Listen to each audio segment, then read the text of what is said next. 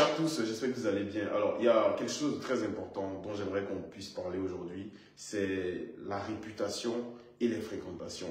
On doit savoir une chose, c'est que nos amis, notre entourage peut influencer positivement ou négativement nos vies. Les gens qu'on côtoie dans nos vies sont capables de nous faire du mal, de détruire notre réputation, de nous décrédibiliser aux yeux de l'opinion nationale, de l'opinion publique, de nos familles, de nos amis. Et quand on a la malchance d'être entouré par des mauvaises personnes, on risque en fait de le payer très cher. Aujourd'hui, j'ai une petite anecdote à vous raconter. Il y a quelques semaines, j'ai reçu l'appel d'un ancien ami, un ancien ami, je préfère taire son nom. Il m'a appelé, il m'a dit, Monsieur Koulibaly, il m'a dit, Lancine, j'ai mon enfant qui est à l'hôpital, qui est hospitalisé et qui a besoin d'être aidé. S'il te plaît, envoie-moi de l'argent. Donc j'ai pris le temps qu'il fallait, j'ai vu qu'il appelait encore et encore avec insistance. J'ai décidé de lui envoyer l'argent. Donc pour la faire courte, je paraphrase. Je lui envoie l'argent. Donc quelques semaines plus tard, je me reconnecte et je vois sa copine qui est elle aussi une ancienne amie à moi. Je lui dis, ça va, j'ai ton petit ami qui m'a envoyé un message me parlant de votre enfant. Est-ce qu'il va bien? Elle me dit non. Il n'en a pas bien, enfin il va bien et il n'a jamais été malade, etc. Et que mon ami en question et elle se sont rencontrés en Inde et aujourd'hui il est toxicomane, il consomme du crack parce qu'il a rencontré un ami camerounais qui l'a induit en erreur et voilà aujourd'hui il est dans le crack. Après l'Inde il est revenu et depuis 1 an elle n'a plus revu, il n'a plus revu son enfant. Et il est allé au Canada, il s'est fait rapatrier du Canada, et etc. Et aujourd'hui, il s'est juste servi de l'amitié ou encore de la confiance que j'ai aux êtres humains parce que je suis bon pour m'escroquer. J'étais déçu au plus haut point. Donc, il y a un deuxième cas, c'est un autre ami, un jeune que vous connaissez en Côte d'Ivoire et qui vous m'avez déjà vu, dont je préfère taire le nom. Nous avons un ami qui a décidé de quitter la Côte d'Ivoire. En quittant la Côte d'Ivoire, il a laissé sa petite amie enceinte qui a accouché. Vu que mon ami n'est plus en Côte d'Ivoire, je contacte cet ami-là, on va dire que vous connaissez, je lui dis, écoute, je t'envoie de l'argent pour que tu puisses faire des courses, pour faire des dons, n'est-ce pas, à, on va dire, cette fille-là qui est la copine de notre ami qui a quitté la Côte d'Ivoire. Quelques jours après, celui que vous connaissez, que vous avez déjà vu avec moi, me dit, écoute Lancine, j'ai fait les dons, voilà, tout est ok. Par malheur pour lui, je rencontre cet ami qui a quitté la Côte d'Ivoire et je lui demande, mais est-ce que ta femme a reçu les présents? Il me dit que non. Et cet ami-là, vous le connaissez très bien. Je préfère ne même pas donner son identité parce que ce serait le décrédibiliser, le déconstruire. Et je ne suis pas un ami qui déconstruit les hypocrites, les mauvaises personnes, les ingrats. Qu'est-ce qui se passe? C'est que on se rend compte qu'en réalité, il a menti. Les photos qu'il a envoyées me faisant croire que ce sont les articles qu'il a achetés, on se rend compte en fait que c'est des images qu'il allait prendre sur une autre page Facebook d'une ONG, etc. pour me les transmettre. Et en réalité, il n'a pas fait de don. Il a utilisé l'argent pour dépenser lui-même pendant que c'était utile, crucial pour une femme qui vient d'accoucher. Et je pouvais me limiter à ces 2 histoires. Il y a une 3e histoire, mais on dira que je suis entouré de mauvaises personnes. Vous devez savoir une chose, vous n'êtes pas obligé d'avoir des amis.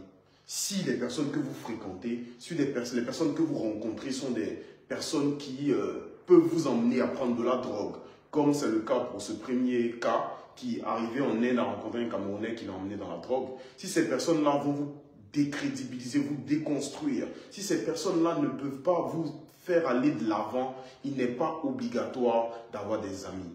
Je tiens donc à lancer un appel à la jeunesse ivoirienne. Vous devez vous rendre compte d'une chose, c'est qu'on ne peut pas avancer dans un écosystème où les gens ne sont pas sérieux. Je suis aujourd'hui en présence d'un ami, quelqu'un qui est très talentueux. Je lui ai donné un exemple tout à l'heure comme quoi, ce que j'apprécie chez lui, c'est qu'il maîtrise son travail. Je serai avec lui parce qu'il maîtrise son travail, pas parce qu'il est riche ou pas parce qu'il est moins nanti. Vous devez vous rendre compte que les gens en face de vous doivent vous accepter malgré votre situation sociale. Si les gens que vous rencontrez, que vous côtoyez, n'ont pas la possibilité de vous aimer comme vous êtes, vous devez vous en éloigner tout simplement. Vous ne devez pas être ce genre de personne qui se crée une identité parce que, à beau cacher le naturel, il revient au galop. Et donc, c'était un appel à la conscience de la jeunesse, même dans les ONG, dans des associations. Venez avec le cœur. Ce qui fait qu'on garde une personne autour de nous et ce qu'il y a de plus important dans la vie, c'est que on garde une personne près de nous par loyauté, parce que la loyauté, on ne peut pas l'acheter. Vous devez le savoir. On évolue avec des gens. Parce que la loyauté, parce que ces personnes nous ont fait preuve de loyauté. Et la loyauté, on ne peut pas l'acheter. Ce qu'il y a de plus important à conserver dans la vie, c'est la réputation. Et une personne telle que cet ami-là dont je vous ai parlé, si aujourd'hui je poste ou encore je dis son nom, cette personne sera décrédibilisée. Vous voyez, ils sont nombreux, ces jeunes en Côte d'Ivoire, à courir après les ministres, à essayer de faire du porte-à-porte, à se mettre en avant comme étant des avant-gardistes, des leaders, etc., qui en réalité se font passer pour ce qu'ils ne sont pas.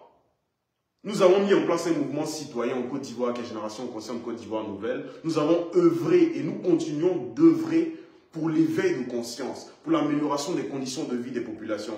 Pas plus tard qu'avant-hier, j'étais à Nantes où j'ai reçu un prix qui m'a été accordé par un organisme international, un organisme hors de la Côte d'Ivoire. Et cela m'a fait comprendre qu'en réalité, on n'est pas prophète chez soi. Donc même si chez vous, vous n'êtes pas accepté, on va dire parce que vous n'avez pas les moyens, dehors les gens voient vos compétences, dehors les gens voient vos capacités. Ça c'est un premier point.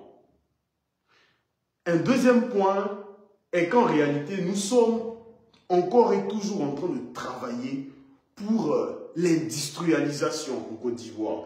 Créer des projets qui pourraient permettre à la jeunesse ivoirienne, à la femme et à l'enfant de se lancer dans l'agriculture afin d'avoir une Côte d'Ivoire où la jeunesse est autonome et actrice de son développement. Et nous y travaillons, mais nous ne pouvons pas le faire avec des personnes qui ne sont pas vraies.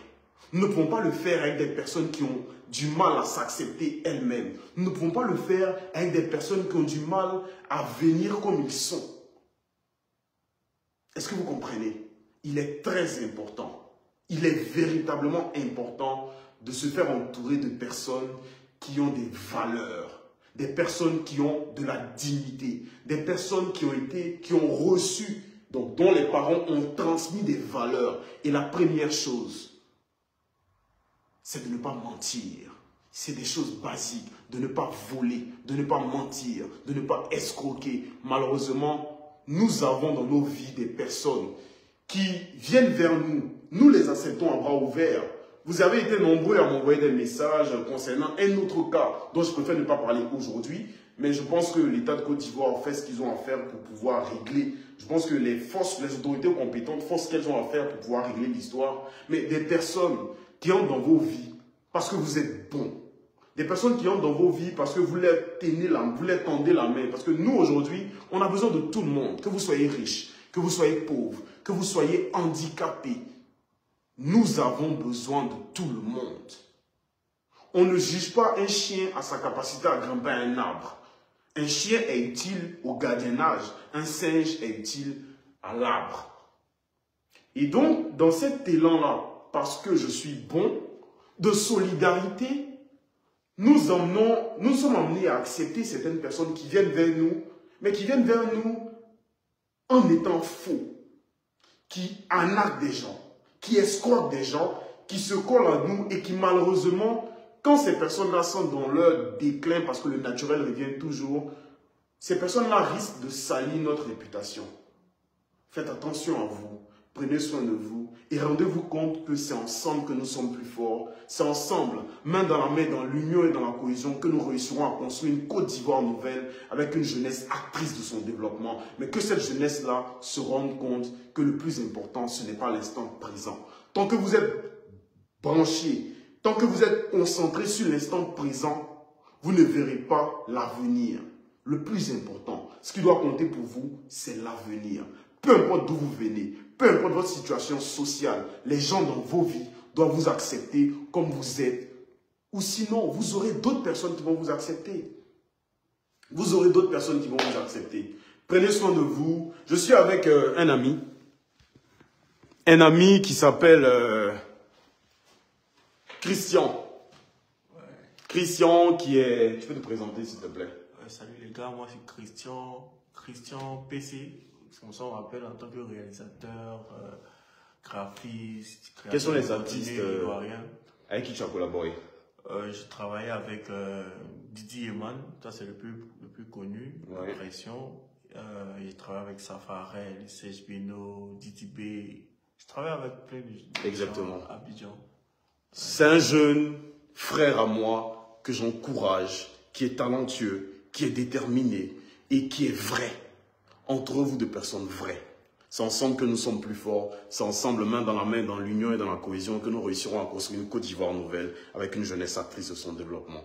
Prenez soin de vous.